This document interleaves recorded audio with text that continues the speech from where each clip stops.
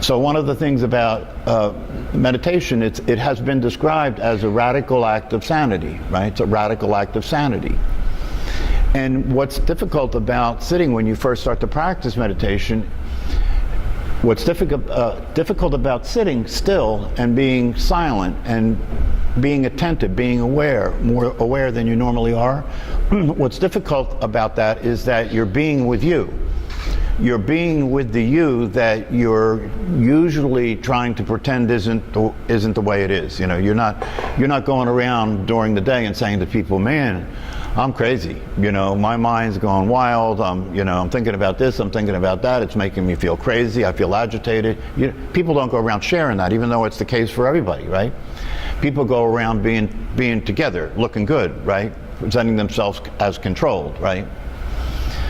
So one of the things about meditation is meditation begins the process of making contact with the truth. Because if you sit still and you're silent and you don't move your body and you start paying attention, right, to your experience of what's happening in your inner world, the first thing you experience is agitation and restlessness and being uncomfortable, right?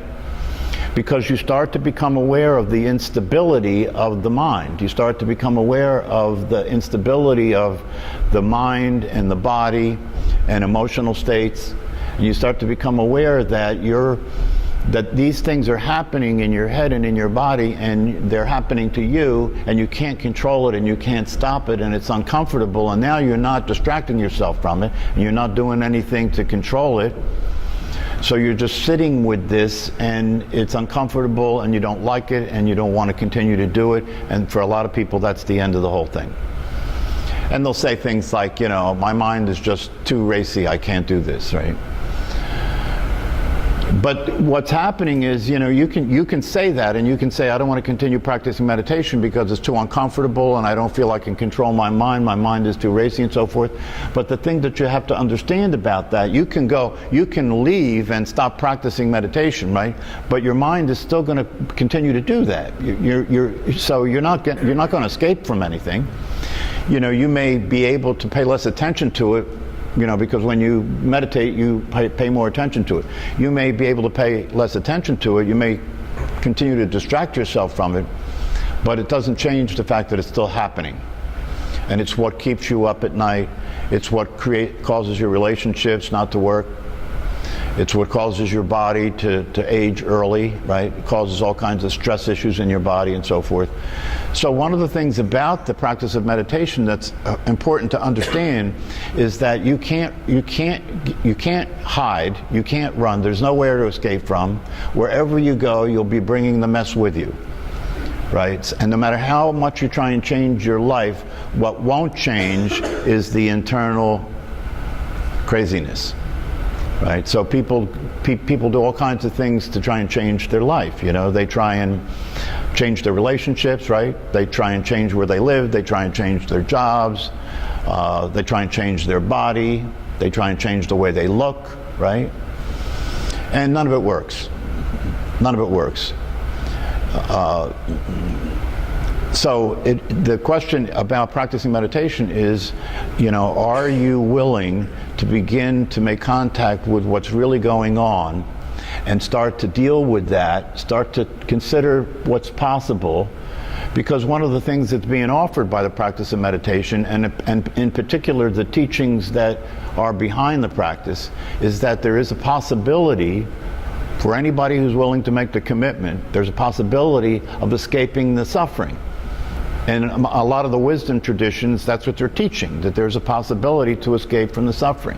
There's a possibility to experience life as easy, to experience yourself as stable, to actually experience happiness without it being conditional, without it being a function of whether things are a certain way in your life.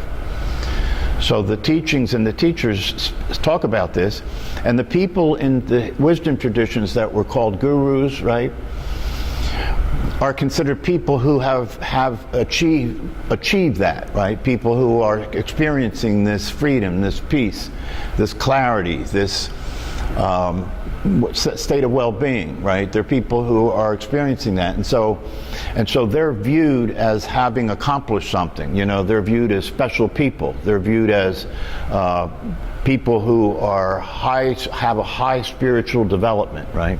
And this is a mistake that I think will probably change. It's starting to change. Because the reality of it is, I mean, if you perceive a teacher or a guru that way, you're saying that they're different from you, right? That they are a higher being, they're a higher state of being than you, right? They're a saint, or they're, you know, there's something that is above you and beyond you. And that's a bad mistake to make. And the thing that's bad about the mistake is primarily, it has two reasons that it's bad. One is that if the teacher gets related to that way, and they accept that idea about themselves, then they get lost again in the sauce, and they take on the idea that I am special, and they start behaving like they are special, right? And this just feeds into a bad situation, because now, you know, I'm different than you, and you can't be like me unless you give me your money, unless you are a devotee of mine, unless you're willing to do what I say to do, and so forth. And this is the way cults get generated. But the biggest damage that gets done by this relationship is that the person who is the practitioner, the person who is the student, the meditator, they're blocked off from experiencing what's possible for themselves, because they think the teacher is different than them, when in reality the teacher is not different at all from them. The only difference is the teacher is experiencing themselves different than you're experiencing yourself. But they're not different than you, they're the same as you. So if a teacher is really sincere, is an authentic teacher, one of the things that they're going to be saying to you consistently is, you are the same as I am. There's no hierarchy here. I'm not above you. I'm not better than you. I'm not different than you.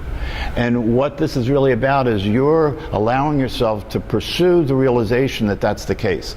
Allowing yourself to discover that who you are is not who you've been thinking that you are, who you've been being, but who you are in truth, in reality. Behind that is an awareness that is clear, is an awareness that is stable, is an awareness that is naturally happy, naturally at ease, naturally at peace. So this is really what this whole thing is about, and that's why the teaching is so important, because if you just practice the technique, yeah, practicing the technique will allow you to experience a stress reduction and allow you to experience having a more relaxed physical state. But, you know, that's about the end of that, and that's not going to last, right? Because you still have a crazy mind, and you're still unstable. And one of the things about being a person is kind of the pretense, the lie that you have to maintain is that you are consistently who you consider yourself to be, right? The lie that you have to maintain is that every day when people interact with you, they're talking to the same person, right? Consistency, right? When in reality, you know in your own experience that's not true. You're changing all the time. Your mind's changing, your body's changing, your emotions are changing constantly, right? So you're dealing with that yourself, and then on top of that, you have to pretend like it's not true. You have to try and be consistent in the way that you're relating to other people when there isn't any consistency and there isn't any stability, and then they're doing the same thing with you, right? And this is why it's so hard to be related to people, right? Because you have people who are maintaining this pretense, that are acting as if they're not unstable. They're acting as if they're stable, when the truth is they're not stable, they're unstable. So when you sit and meditate, you begin to come into contact with that. And it can go one of two ways. You can either come into contact with that and realize by coming into contact with that if there's a possibility for me to get free from this experience of who I am and the way this is occurring for me, then I definitely want that, and I'm on board for this, right? I'm willing to deal with the challenges of sitting meditation. I'm willing to put the effort in terms of learning about what it would be like to be different than this and how all that works and so forth. Or that's one way it goes. The other way it can go is that you become fearful and intimidated because you're brought into contact with the truth about yourself, and you're not prepared for that. So this is the same thing that happens in psychotherapy, right? In psychotherapy, people come to therapy because they're suffering. Usually they're cornered, right? It usually takes people being in a situation where they really feel like they're at their wits' end, right, to be willing to come to therapy. That's usually the case. So when they come to therapy and you start to get into relationship with them and you start to share with them what you're seeing, you start to bring them into contact with what's actually going on, right? It goes one of two ways. It's just like meditation. You know, they either decide that they made a mistake and they're not interested in coming anymore, or it costs too much. You know, they come up with some reason not to continue to go because they didn't come for that. You know, they usually come, they want you to give them the answers that will allow them to make the world wrong and everybody else wrong that's made them unhappy. And as soon as they start to see you're not going to do that, a lot of people are out of there. So it goes one of two ways. It's the same thing with meditation. Because in meditation, if you learn what meditation is about, if you come to an understanding about what you can realistically expect to happen when you start to meditate, it can be like psychotherapy, right? Because you're learning about the mind, you're learning about how being conditioned and how being kind of stuck in this craziness has caused your life to be an unworkable reality. You're learning about that. And you're also learning that meditation can help you to begin to move out of that condition and into a condition where you can become sane. And what is it to become sane? What it means to become sane is to come to the recognition and the realization that who you have become, who you've considered yourself to be in terms of this person that has a certain identity, that has a certain personality, right? That individual that you have learned to be and become and try to be in the world, right? The way to become sane is to realize that that's not real. That's how you become sane. You become sane by being willing to let go of the pretense, by being willing to acknowledge the truth, which is that you're not stable, that your mind's not stable. And when I say acknowledge that, I don't mean that you have to go around and, you know, tell everybody I'm crazy, right? Acknowledge it to yourself, to come to an understanding that this experience that I'm having of who I am is unstable, it's inconsistent, it is uncomfortable. There doesn't seem to be any hope. The people that get depressed are people who feel that not only is all this the case in terms of who I am as a personality, but there's no hope. That I don't see any way out of this. I don't see how this is going to change. I've been trying to change. I've been trying to become more stable, to become more consistent, to be able to relax, and it hasn't worked. And so I don't see any future in this. And the ultimate expression of that futility is suicide, which we're seeing a lot more of, right, than we ever have before. Because this condition of insanity is becoming more and more part of the way that people are experiencing themselves in their life. So there's something being offered here. And one of the things that I want to make clear with you, the people who are here because you come on a consistent basis, is you need to acknowledge yourself. You need to understand the fact that you keep coming, the fact that you're sitting here is an indication that you're willing to make a commitment to the possibility of getting free from the suffering. And for a lot of people, you know, I mean, those of you who come on a consistent basis, you've seen the people that come and go, right? And the reason that happens is as soon as they realize that this isn't what I came for. You know, I came for like the woo-woo thing. I came to meditate so I can look good as a meditator. I came so I can, you know, sit like, you know, this, and, you know, people will see that I'm cool, right? Or, you know, all these mistaken ideas about it, you know. And when it turns out that's not what we're doing here, it's like, oh, I made a mistake. You know, see you later, right?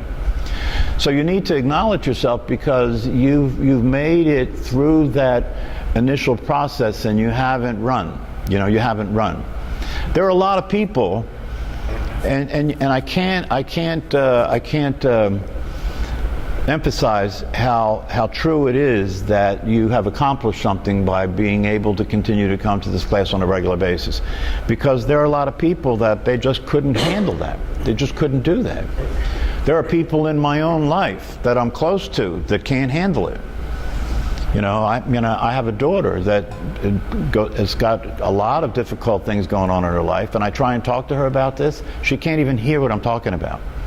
Right? So you have people, and I'm sure here, within this group, there are people that you're probably close to in your life that think you're a little off by coming to this. Like what's up? And what the comment that was made, is that people have this vision of, or the idea about what the awareness is. Right? And for a lot of people, the vision they have is that you're going to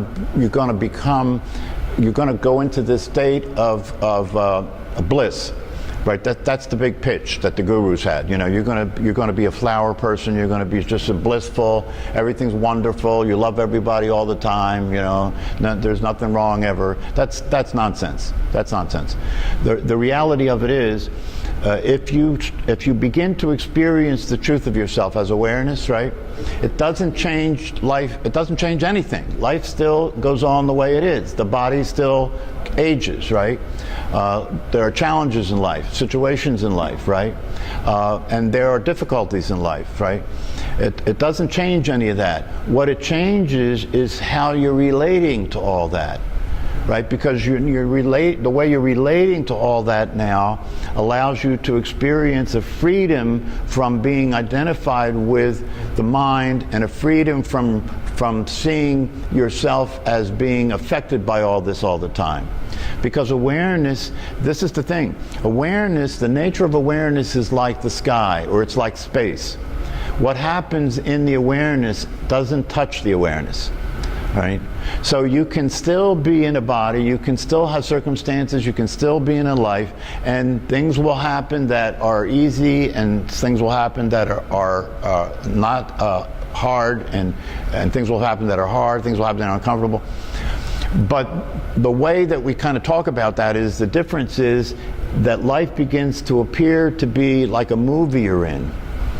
And you know that you're not really in the movie, you're an actor in the movie, and the movie's not real. So you don't take it so seriously, you don't take it so personally, and you're free from suffering in the sense that when things are bad, you accept that, when things are uncomfortable and difficult, you accept that they're uncomfortable and difficult, and you respond to them, right? Now there's no suffering, because when things are difficult, when you're awake and aware and you know what you are as awareness, when things are difficult, you don't wish they were different. You don't suffer because it shouldn't be like that. This is where the suffering comes in. You don't suffer because you look at it and want to resist it, want to change it. You accept things as they happen without trying to resist them or change them. And then you're free to respond to it instead of react to it. So that's the suffering. The suffering comes along in life when you consistently relate to life like it should be different. That's the source of suffering.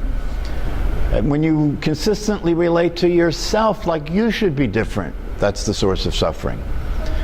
When you relate to your mind like your mind should be different, that's the source of suffering. When you relate to your feelings like your feelings should be different, that's the source of suffering.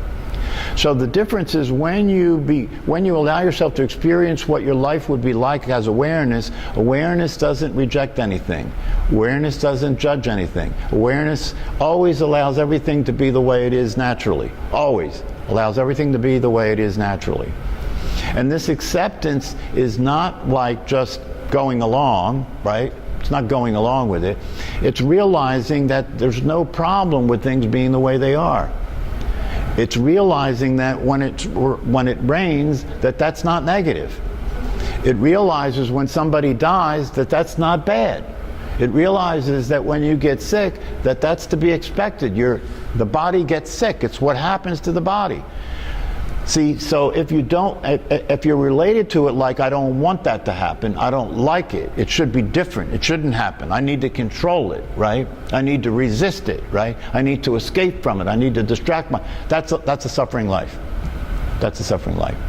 One of the things that I often think about is, the big motivator, the biggest motivator of all to learn these teachings and do these practices is death. Right? It's the big boogeyman, right? It's the big scare, right? So I say it's a good thing to be scared of death, because that'll motivate you to want to wake up and live your life awake and without resisting everything, so that your life isn't torturous and then you die. You know, life sucks and then you die, right? So this becomes a big motivation. And I often, in my own mind, every once in a while, I have this vision that someday some doctor is going to say to me, well, I have bad news for you. You know, we got the test back, and you know, stage 5, and it looks like maybe 6 months if you're lucky, right? So he's telling me I'm going to die, right? Now watch. He's telling me I'm going to die. This is shocking and upsetting and disturbing, right? Why? Because I was acting as if it wasn't going to happen. That's why it's so upsetting, right? But in this little anecdote that I imagine from time to time, if the doctor came to me and said to me, you know, I have bad news for you, you're going to die, in this little vision that I have, I say, well, so are you. So shall we both be upset? You see what I'm saying?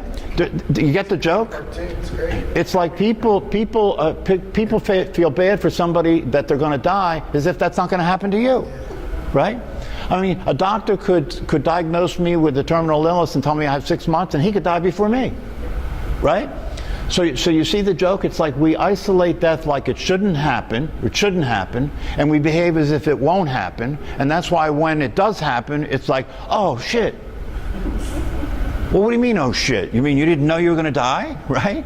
So can't you see that part of the acceptance of the way it is accepting the ultimate thing that you resist, which is death. And if you accept death as a reality, and you understand that it's going to happen, and you understand that it's natural, you understand there's nothing wrong with that, right? Then you can let that one go and relax, instead of wait until you get the diagnosis, right? And then freak out, right? Deal with it now. Don't wait until you get the diagnosis. You already have a death sentence, right? You are going to die. I can give you your diagnosis, all of you. You're all going to die, right? So if you're going to get upset about it, get it over with now, right? And then you can relax and live, you know. I got over it 30 years ago. Good. I never thought I'd live to be 30. I'm 60 now. There you go. It's all been all gravy. There you go. It's great. So that's one of the aspects of what it's like to be awareness. Awareness is not afraid of death. Now, then it goes on to the next thing, right? Which is that if you study the teachings and you really let yourself pay attention to the nature of awareness itself, one of the things you notice is that your awareness is not physical, right? You can see this for yourself. It has no form, has no shape, it doesn't age, it's not physical, right?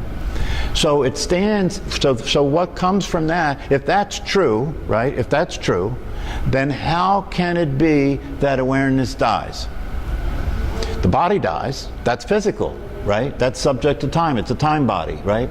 But awareness is not time-oriented. It only ever exists in the present, and it's not physical, it has no form, it has no shape. It didn't come from, if you look at awareness, you can see, that when you look at it, you can see there's no beginning there, it just is. There's no beginning there. So it didn't start, and you don't see any end to it, it just always just is, right? So if it didn't start and it doesn't end and it doesn't have a form or it doesn't have a shape, it doesn't exist anywhere but in the present, and it's not physical, then that's why the teachers in the past have said, I'm offering you life everlasting. Because if you are that awareness, if you can make the trip to the other side and experience yourself as awareness, and you get that stabilized, right? And you're confident that that's the truth about yourself, then what is the case is that you don't die. What is the case is that death is not real. The body is born and the body dies. But if the awareness is not subject to the physicality of the body, then the laws that govern its existence don't work with awareness. Of course, then the next question is, well, if that's the case, what will I be when the body dies, right? And believe me, you know, if you stay on track, if you continue to do these teachings and you learn these things, there comes a time when you can actually begin to see what it would be like to be without the body. If it's true that that's possible, you can actually begin to understand what it would be like not to have an object that you're aware of. That's what it means to be without the body. You don't have a world that you're aware of anymore, because when you're in a body, the senses allow you to be related to the world, right? You see the world, you hear the world, you feel the world, right? So that stops, right? So if that stops and awareness is still there, what would it be like not to have a world that you're seeing anymore? So that's an interesting possibility. But it's possible, if you stay with these teachings and practices, to actually begin to get a sense of that and to know that that's the case. So that's a commercial for liberation. All right, we got to stop. So I'll see you guys next class, which is, what's that? No side effects. That's right, no side effects. The pharmacology.